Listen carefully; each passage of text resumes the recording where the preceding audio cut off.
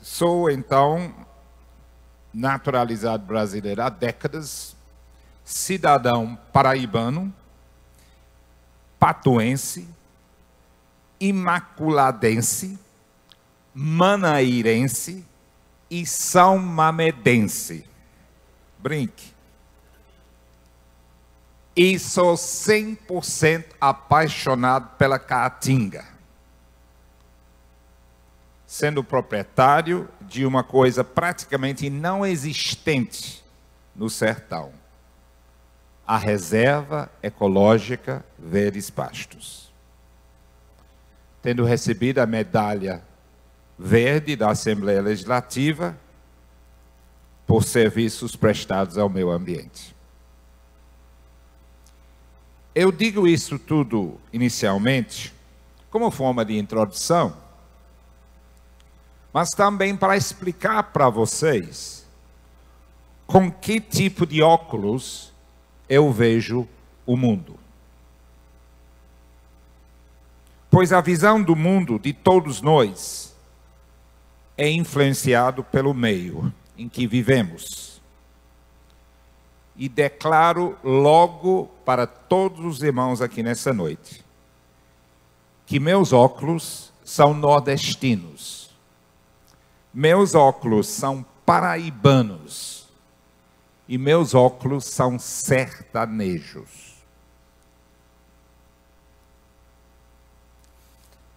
Em 1983, o Evangelho de Jesus Cristo alcançou uma comunidade no finalzinho da Paraíba, chamada Caruá. Naquele fim de mundo lindo, mora um povo que tem um lugar muito especial no meu coração.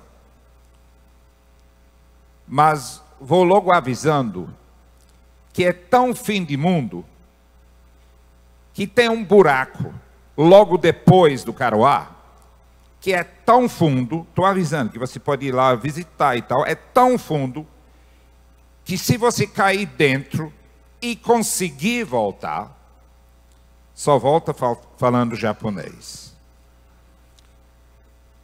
Até 1983, esta comunidade era a pior de todo o município de Manaíra, lá depois de Princesa Isabel.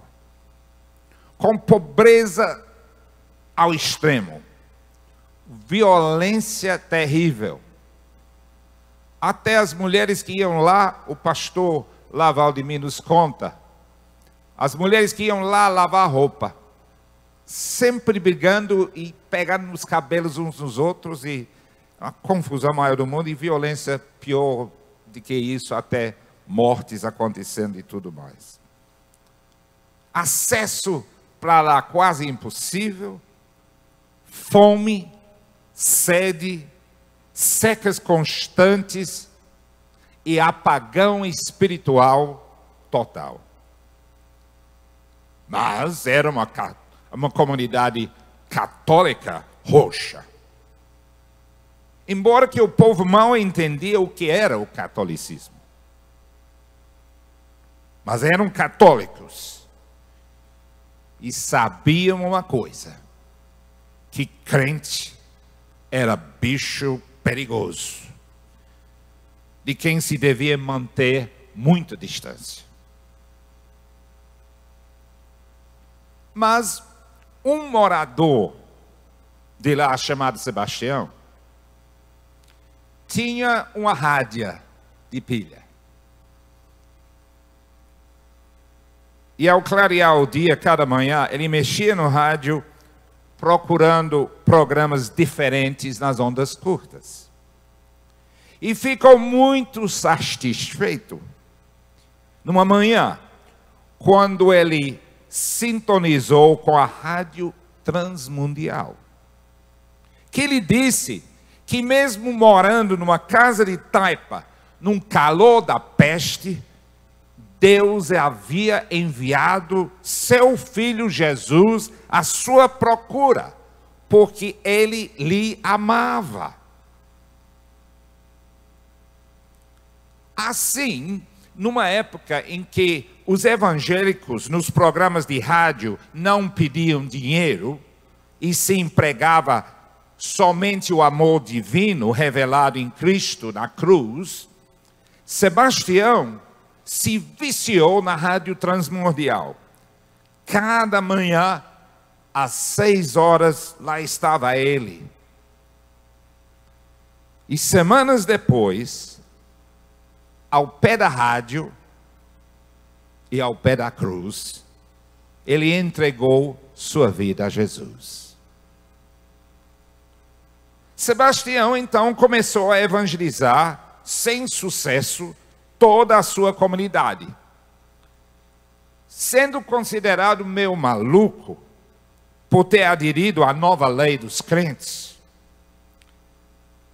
mas Sebastião nunca parou de aprender da Bíblia cada manhã às 6 horas. E continuou a falar de Jesus para todos. Mas já que não havia nenhum crente sequer no seu município, Sebastião foi procurar ajuda na cidade vizinha de Princesa Isabel, uns 35 quilômetros do Caroá. E acertou a casa do pastor Nezinho, da Ação Evangélica, pela ausência de imagens nas paredes. Foi assim que ele identificou: essa aqui é uma casa de crente. O resultado foi a realização do primeiro culto evangélico naquela cidade, daquela comunidade do Caroá, uns dias depois, que a comunidade concordou em aceitar, sem faca ou bala, para ver se assim Sebastião os deixaria em paz. Mas Deus fez milagres naquele culto, debaixo de pés de Joá e Pereiro. O Espírito Santo mexeu nos corações de muita gente que havia sido pré-evangelizado pelo fiel e simples Sebastião. E 18 pessoas se converteram. Eu não digo fizeram decisões somente, que levantaram a mão somente, mas que se converteram e permaneceram no Evangelho.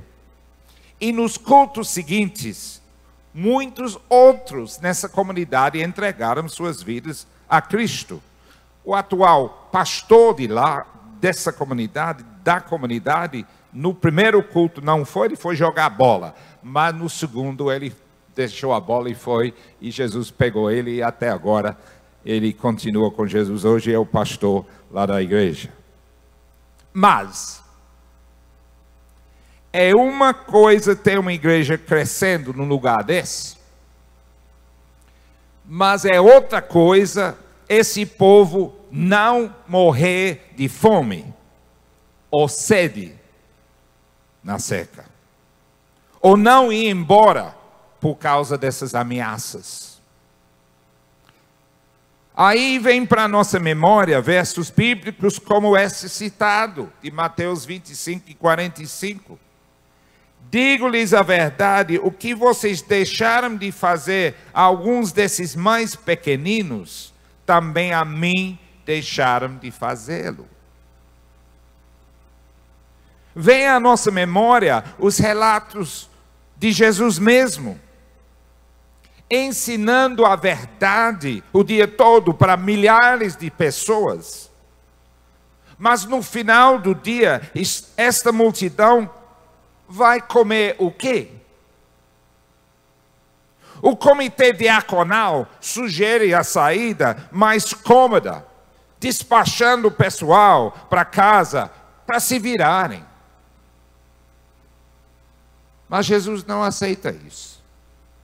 E com a ajuda da doação de um voluntário, Jesus opera um milagre e alimenta milhares. Entendo com isso que Jesus se preocupa tanto com a alimentação espiritual quanto físico do ser humano. Com Jesus não tem divisão. É o evangelho todo para o homem todo. Jesus ensina, ele evangeliza, ele cuida dos doentes, ele cuida dos perturbados psicologicamente e espiritualmente. Com Jesus é tudo ou nada.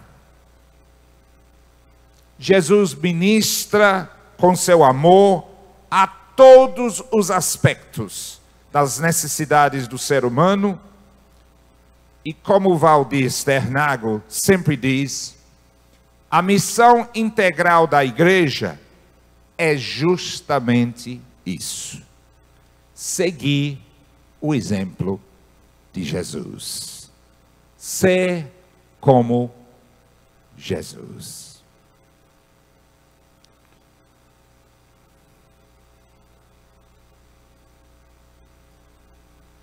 Percebemos então, conversando com aquela comunidade, abro parênteses para dizer que é importante frisar a importância de ouvir a comunidade. E não vir para uma comunidade com pacote pronto. E também é importante frisar a importância de não vir para explorar o mercado do sertão, como vejo acontecendo por aí. Tirando as fotos mais miseráveis e embaraçosas possíveis, porque rendem bons recursos para suas missões e serviço. Tenha vergonha, gente que faz esse tipo de coisa. O povo tem sentimentos e precisa ser respeitado. Então, repito, é importante consultar e ouvir a comunidade. E ao fazer isso no Caruá, percebemos que a maior necessidade e desejo deles era algo muito básico e simples: ter água para beber. Acho que tem alguma coisa sobre isso em Mateus 25, não tem?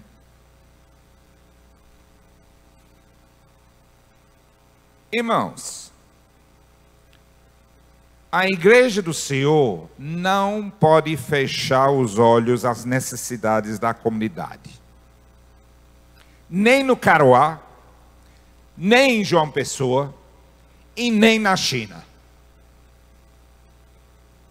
Como lemos em Tiago 2, 14 a 17, de que adianta, meus irmãos, alguém dizer que tem fé se não tem obras? Acaso a fé pode salvá-lo?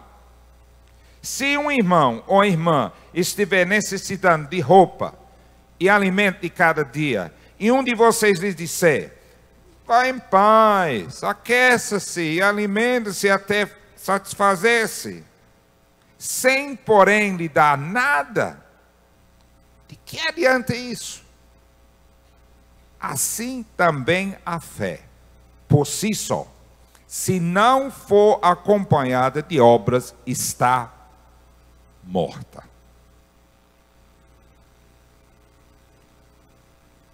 Cada igreja, ao ver problemas sérios numa comunidade, precisa perguntar: o que nós podemos fazer em nome de Jesus quanto a isso?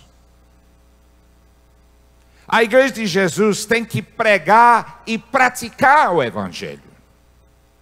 A igreja do Senhor tem que falar e fazer. A igreja não pode ficar alienada.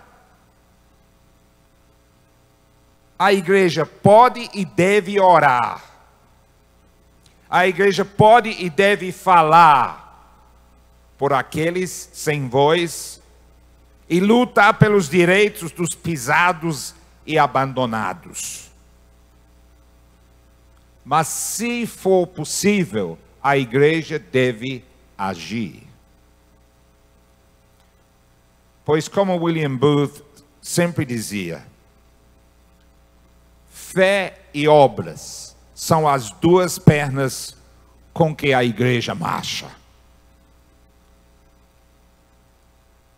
Mas tem igrejas saci pererê demais por aí, que usam a palavra oração como forma de fugir de serviço. Vou orar, vou orar, vou orar. É bom orar. É bom fazer alguma coisa também. Missão integral é fé e obras. É proclamar e praticar o amor de Deus. É mão na massa, servindo ao Senhor e ao próximo. E a melhor forma de trabalhar e servir como igreja é tomar decisões em conjunto, sempre unindo as forças da comunidade da fé. Pois cada igreja, irmãos, não pode fazer tudo, mas deve decidir de forma harmoniosa e unida o que dá para fazer e buscar recursos financeiros para isso, se for necessário. No caso do Caruá, eu fui pessoalmente à sede da Tear Fund no dia 1º de março de 1991. Eu já estava por lá e fui visitar a sede pela primeira vez. E assim começou uma parceria em missão integral com a Tear Fund, que já dura há 27 anos. E no Caruá foi feito o primeiro poço da ACEF. Foi um local difícil para fazer poço. E fomos obrigados, pela realidade, a trabalhar de forma nada ortodoxa, usando pastor Lennon Carlos, que é diretor executivo da nossa ONG, esse homem que vai falar amanhã, pastor Lennon Carlos aqui na frente, ele já perfurou mais poços do que o governo, eu acredito. Muita pouco, mas não desse jeito. Não recomendo repetir a dose, né? Mas nós usamos nada menos do que 50 bananas de dinamite para descer naquele granito. Foi um negócio impressionante. Mas deu certo. Deu água. E começou assim a segunda fase da transformação da comunidade Caruá. Bombeamos a água, então, por catavento reforçado, lá de baixo onde foi feito esse poço, para o centro da comunidade, onde os irmãos já tinham erguido seu pequeno templo.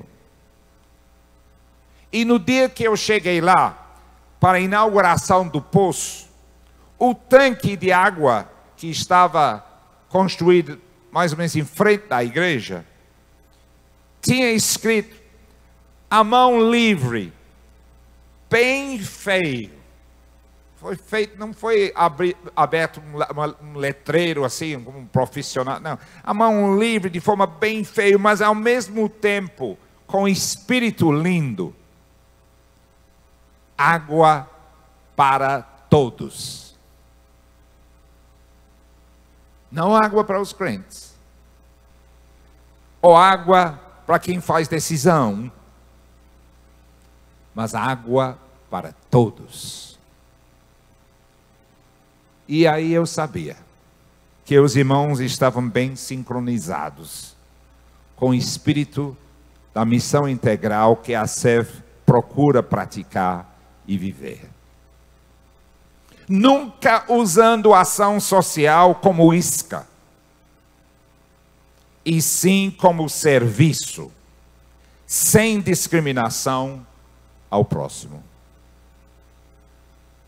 É bem da verdade que muitas vezes as nossas penetrações em comunidades com poços e projetos diversos, como Quatro Pernas com cabras, e plantação com hortas comunitárias orgânicas, e Doce Sertão com abelhas produzindo mel, e saneamento comunitário com banheiros onde não tem, e ação educar, reforço escolar para crianças carentes, e Flor do Sertão com mulheres em situações de vulnerabilidade, e grupo de apoio para uma vida sem drogas, etc, etc. É bem da verdade que muitas vezes, mas nem sempre, esses projetos abrem as portas para a pregação do Evangelho através do próprio convite da população,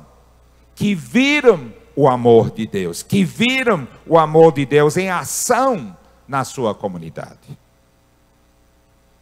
Mas sempre trabalhamos nessa maneira, orando pela transformação da comunidade de forma integral, corpo e alma. Mas essa transformação é consequência de serviço e testemunho e nunca isca. Mas teve um extra nesse projeto inicial de Poços do Caruá, que foi engraçado, e fruto de sugestão do próprio consultor que a Tiefand nos mandou,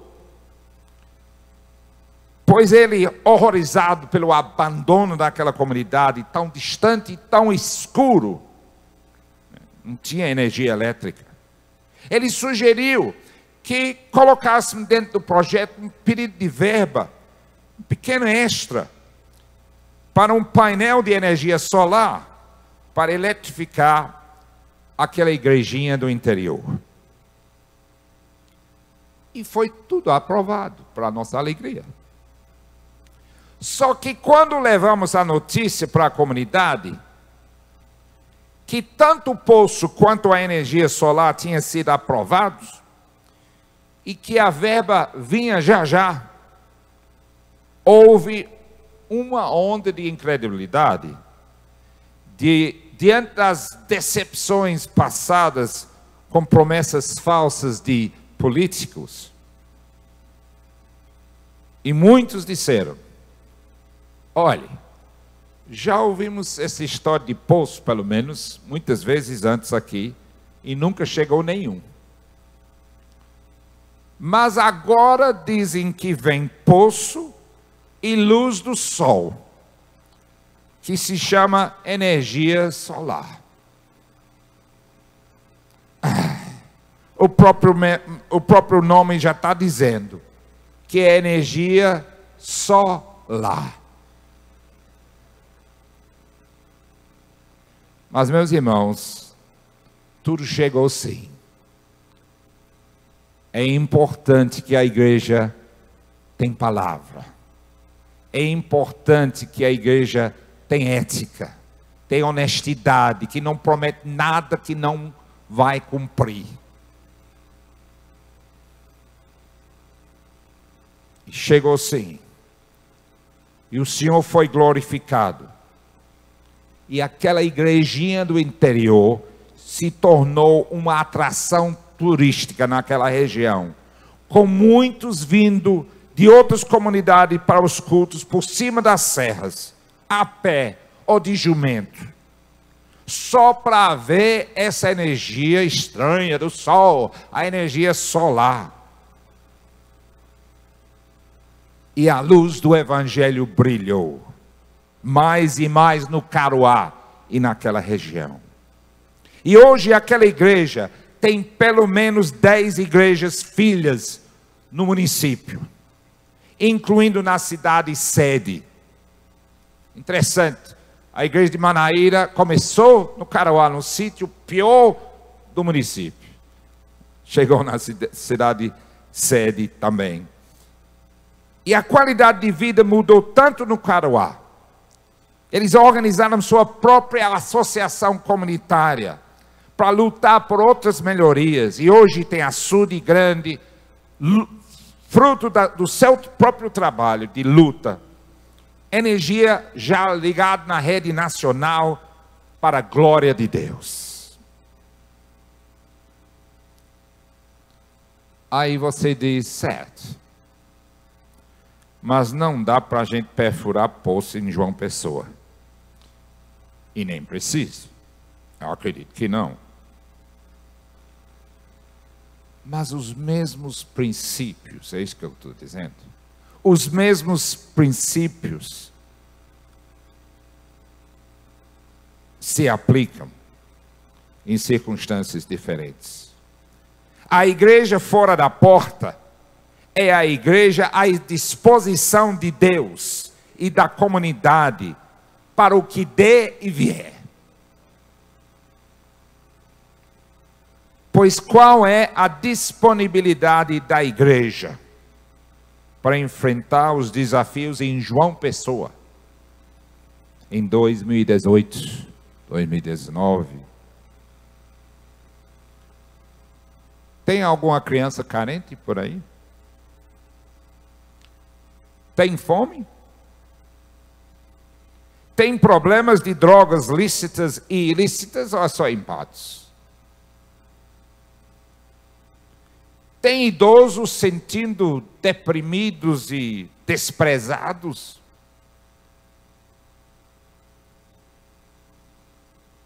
Tem pessoas tão deprimidas que pensam em suicídio?